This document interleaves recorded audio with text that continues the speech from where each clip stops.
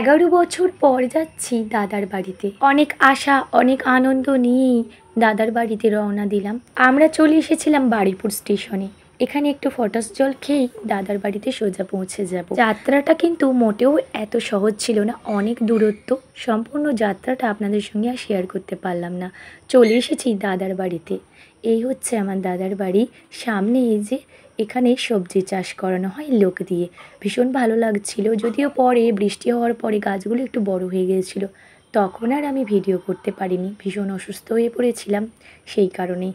তো এখন একটু শরীরটা ভালো আছে, তাই গিয়েই একটু ভিডিও করেছি। আর দেখুন কত সবজির গাছ, ফলের গাছ, ফুলের গাছ, ভীষণ ভালো লাগছিল। কিন্তু দাদার বাড়ির সামনেটা কিন্তু বেশ খোলামেলা, ভীষণ ভালো লাগছিল। সত্যি কথা বলতে গেলে ভিডিও করা, ফটো করার জন্যে পারফেক্ট একদম জায়গা।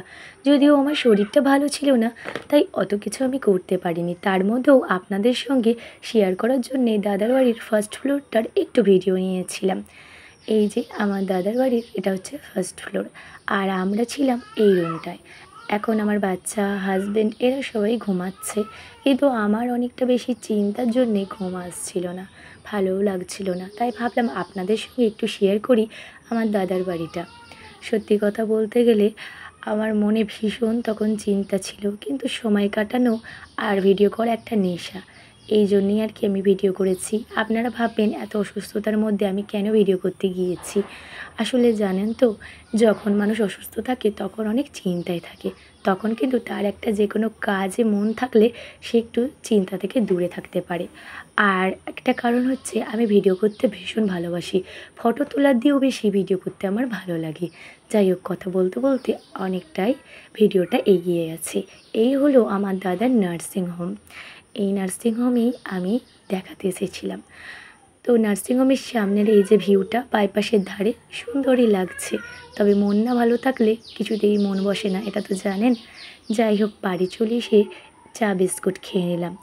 যত মন খারাপ থাক আর শরীর খারাপ থাক, চা না হলে কিন্তু চলে না। এক কাপ চা তো খেতেই হবে, তাই না? আপনাদের সঙ্গে দেখা হচ্ছে ঠিক এর 2 দিন পরে।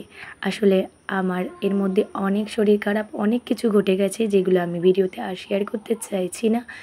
তো আমার একদমই খেতে ভালো লাগছিল না, খিদে ছিল না, কিন্তু দাদার বাড়িতে এত আপ্যায়ন, এত খাবার দাবার, এত কিছু, সত্যি কথা বলতে গেলে আমাকে অনেক বেশি মুগ্ধ করেছে।